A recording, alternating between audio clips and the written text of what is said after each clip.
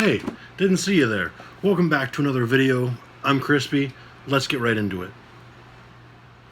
So today we're going to be talking about DeathNote Black Edition Book 1. Now, this concludes both volumes 1 and 2 of the DeathNote series, so this is kind of a review slash first impression put together. I will say now there may be some spoilers. I know this is a fairly old manga, but I want to say that up front. If you're not comfortable hearing a little bit about what happens in here, go ahead and click away. I'll be okay. We'll work on it. We won't spoil things in the future. So I'll start off with just the first few pages.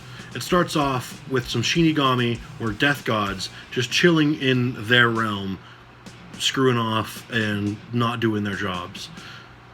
The main Shinigami, later in this book, drops his death note into the world of the living by accident. I don't really know if it was or not. But because of that, the main character, Light Yagami, I had to reread it. Light Yagami finds the death note, and because he touched it, can then see the Shinigami. I believe his name was Ryuk, or Hayuk. And because of that, he is told about what the death note is. If you write someone's name in it, they will die of a heart attack, blah, blah, blah.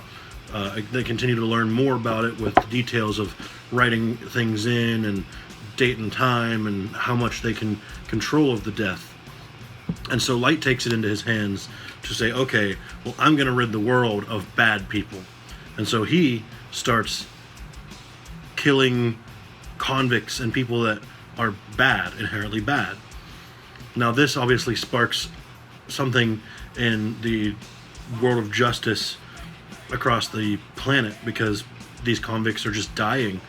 And then it eventually gets out of hand, and forces are put together and they're hunting him down, and it gets really tense by the end of this first book. Constantly wondering, oh, is he going to get caught? I mean, you know he's not going to get caught in the first book when there's 5 more of these.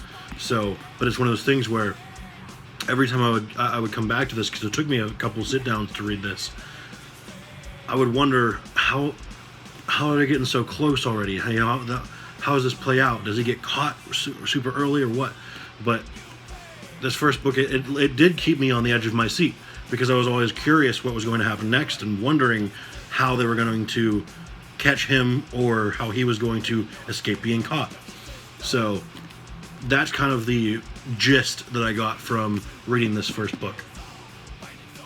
Alright, so let's talk about the art. The art is pretty dang good. I mean, I can flip through and find something. It's got a nice picture of Light there, and then the intro of that specific chapter. You know, there's just enough detail so that nobody looks the same, but there isn't an immense amount of detail like in some manga. Occasionally there's more detail than other, but overall I think the art is pretty good. I mean, some people might disagree. I don't think it's anything to really point at, you know.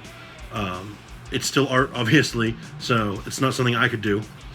But as opposed to like Parasite, which I haven't reviewed on this channel yet, the art is just it's just different enough to be something to look at. But this is not a Parasite review. This is about Death Note.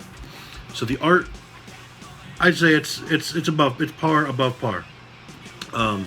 The writing, it's very text heavy. It takes you a little while to read it because you're reading it. You can't just soak it in. You kind of have to think about it. You have to read and then read the panel to fully get what's happening sometimes. And that's fine with me. I like that. The fact that I have 5 more of these excites me, because that's going to take me some time. It's going to hold me over to actually enjoying this. So that is what I think about the art and the writing of DeathNote Black Edition Book 1. And last but not least, I'll show you the kind of special feature of the Black Edition. So for one, it has this black cover with the white Death Note and light in the center there, but it also has black edged paper. Now, it's a little worn because I did buy this used from Facebook, but the condition's great still. That's not a problem. But it's the Black Edition because it literally is almost all black. And that's so cool to me. It looks so nice. All the spines in one spot. That's what the spine looks like. I'm trying to keep that out of the light. So it's the same thing, but the skull just has the Roman numeral leading up 1 through 6.